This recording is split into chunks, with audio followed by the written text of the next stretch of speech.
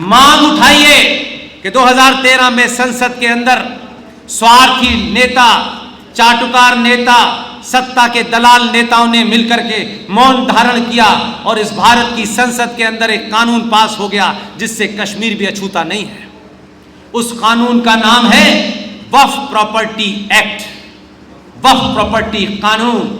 आप वक्फ का मतलब नहीं समझते, कम से कम जो अल्लाह के ज़्यादा नज़दीक लोग हैं, जो वहाँ कश्मीर में बैठते हैं, आपको इतनी उर्दू और अरबी समझ में आनी चाहिए कि वक्फ का मतलब क्या होता है। आप समझने नहीं चाहते क्योंकि इससे आपको फ्री अनाज तो नहीं मिल रहा है, आपको फ्री अनाज मिल रहा है, फ्री खाद मिल रहा है। आप तो फ्री में पैदा हुए, फ्री खाने के लिए हुए हैं, इसलिए उसके अलावा आपका कोई लेना देना नहीं है।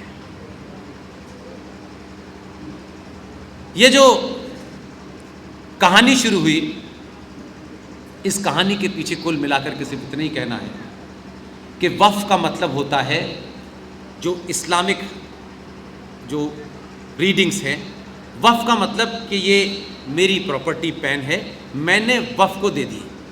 वक्फ का मतलब ये प्रॉपर्टी मैंने अल्लाह के नाम कर दी, इसका देख रेख तो अल्लाह के बंदे करेंगे, लेकिन ये अल्लाह के नाम की प्रॉपर्टी है। अब क्या कमाल है इसमें, क्या कैच है? कमाल का कैच है कि मैंने वक्फ कर दी, अल्लाह को दे दी। अब अल्लाह की उस प्रॉपर्टी को वक्फ बोर्ड देख रहा है, वो तो अल्लाह के बंदे हैं, डायरेक्ट वहां से आए हैं, ऊपर से आए हैं सीधे। तो वो प्रॉपर्टी जब अल्लाह के नाम हो गई, अब पुष्पेंद्र जी केस लड़ने गए कि भाई ये मेरी प्रॉपर्टी है, मुझे दो। तो वो कहता है भाई अब क्या करें, वक्फ एक बार अल्लाह के नाम की हो गई तो फिर अल्लाह कैसे वापस करेगा? सिग्नेचर लेके आओ, न सिग्नेचर देंगे न वो प्रॉपर्टी वापस होगी। तो जो कानून पास हुआ, जो 1995 में जिसमें अमेंडमेंट हुआ, उससे 2013 के अंदर संसद में कानून बनाया गया। उस कानून के तहत भारत में आपका घर, अपना घर, खरीदा हुआ घर, बाप दादों का घर, हजार साल पुराना घर जिसके आपके पास कागज है, वक्फ बोर्ड एक प्राइवेट बॉडी है।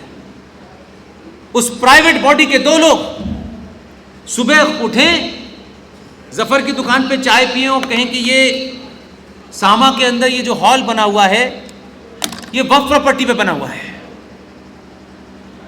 तो ये सोचने से क्या होता है, आप यही कहेंगे।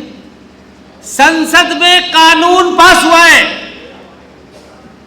2013 में कि वक्फ बोर्ड के दो लोग यहां आए और प्रदीप दत्ता जी के घर, अंबानी का घर, टाटा का घर, बिरला का घर, भारत की संसद, पार्लियामेंट, इंडिया गेट, ताजमहल, सारे मंदिर, वो आए, दो लोग कहें कि भाई ये जो मंदिर है वैष्णो देवी का, ये वक्फ की प्रॉपर्टी पे बना हुआ है।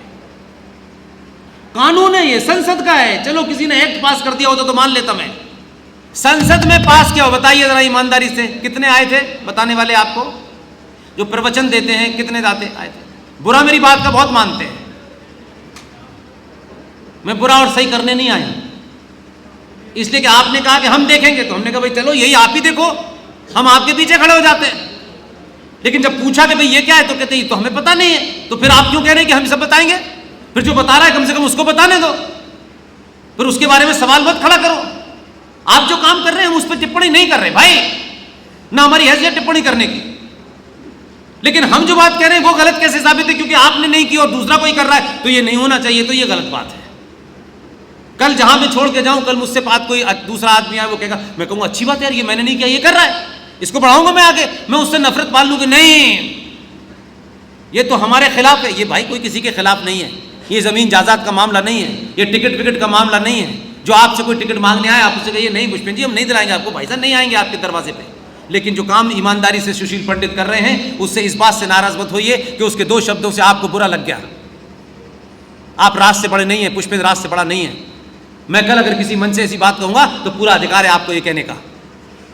संसद के उस कानून के बारे में ये नहीं बताया गया कि आपका घर, आपकी जमीन, मंदिर, दो बोर्ड के लोग सिर्फ उनको ये कह देना है एक फटे से कागज पे लिख करके, यहाँ एसएचओ के पास आएगा और कहेगा कि ये जो हॉल बना हुआ है ये हॉल वक्फ की प्रॉपर्टी। मैं आपको अक्षरशः शब्द बा शब्द समझाने की कोशिश कर रहा हूँ, इलस्ट्रेट नहीं कर रहा ताकि आप कंफ्यूज ना हो, इसलिए शॉर्ट में समझा रहा हूँ, जाके पढ़ लीजिएगा। और अगर समझ में नहीं आए तो सुप्रीम कोर्ट के वकील एक बेहतरीन इंसान, निहायती सूफी किस्म के आदमी विष्णु शंकर जैन, जो सुप्रीम कोर्ट में उस लड़ाई को लड़ रहे हैं, उनको बिठा करके वी सपोर्ट पुष्पेंद्र प्रोसेस एक चैनल है हमारी टीम जिसमें ये सब स्पीच डालते हैं, उसमें और बारीकी से समझ, मैं मोटे तौर पे आपको समझाए दे रहा हूँ, बुलेट पॉइंट आपको समझाए दे रहा हूँ। तो मुझे लगता है कि अगर ये पॉइंट आज समझ में आ गया, नींद नहीं आएगी आपको। अगर सच्चे सनातनी हैं और भारत माता की जय कहते हैं और इस राष्ट्र से प्रेम करते हैं, अपने बेटे को फौज में भेजते हैं दुश्मन से, उसकी शहादत के बाद आप रोते नहीं हैं। अगर मन में ये आग है तो आज रात को आपको नींद नहीं आनी चाहिए। आप जब तक उसको देख ना लें, सुन ना लें, पढ़ ना लें, जो मैं कह रहा हूँ उसको क्रॉस चेक ना कर लें, तब तक मत बोलिएगा। 2 लोग कहेंगे कि ये जगह वक्फ बोर्ड की है, तो मालूम है क्या उसके प्रावधान क्या है संसद के अंदर? इस जगह का मालिक बुलाया जाएगा, पुलिस वाले, हाँ भाई, हाँ क्या बात है साहब, ये जो ज़मीन है ये वक्फ बोर्ड की है, ये पूरी प्रॉपर्टी वक्फ बोर्ड की है। तो वो कहेगा इसका सबूत लाओ। भारत की संसद में ये पास हुआ है कि जिसकी ये बिल्डिंग है, जो इसका मालिक है, जिसके पास हर किस्म के कागज हैं, उसके कागज की कोई वैल्यू नहीं है। 48 घंटे के अंदर पुलिस को ये हॉल खाली कराना होगा, और अगर खाली नहीं की इस हॉल के मालिक ने इस मंदिर को या घर पे, जिसको आपका घर है, जिसके आप मालिक हैं, अगर 48 घंटे में आपने खाली नहीं किया तो वो पुलिस वाले को ये अधिकार प्राप्त है कानून के तहत कि वो आपको इनक्रोचर, आपकी अपनी प्रॉपर्टी में घुसपैठिया घोषित करेगा और बाई फोर्स आपको उठा के धक्का देके बाहर निकालेगा और इसके दोनों दरवाजों पे ताला लगाएगा और उसकी चाबी वक्फ बोर्ड को दे देगा। ये ताली बजाने की चीज नहीं है मेरे भाई, ये मातम करने की चीज है। ताली बजाइए, अच्छी बात है, ये ताली बजाने की चीज है, ये खुशी की चीज है। और उसमें क्या कहा है फिर, जो कानून की, देश की मान्यताओं की छोटी छोटी बात पर घंटों बकवास करने की कहते हैं। सुप्रीम कोर्ट ने ये, संसद ने ये कहा है कि जो मालिक है इसका, वो हाई कोर्ट नहीं जा सकता, वो सुप्रीम कोर्ट नहीं जा सकता। वो कहां जाएगा? वक्फ बोर्ड ने एक ट्राइब्यूनल बनाया है अपने ही लोगों का, उसमें 5 मुसलमान होंगे, लोकल एमपी भी होगा, लोकल एमएलए भी होगा, उनके दरबार में ट्राइब्यूनल में वो अपील करेगा। और इसके तहत फिर चेक कीजिएगा, फिर चेक कीजिएगा। मां मेरी बहन है, सबको बता रहा हूं, आपकी ज्यादा जिम्मेदारी है। पति देव को बाहर की राजनीति से फुर्सत नहीं है, घर आप ही को बचाना है, ये ध्यान रखिएगा। उसमें क्या कहा गया है कि आप न सुप्रीम कोर्ट जा सकते, न हाई कोर्ट जा सकते, आपको वो जमीन खाली करनी है और उसके बाद में फिर आप बैठे रहिए। इसी के तहत जिस भारत माता का नारा लगता है ना सुबह सुबह जोर जोर से,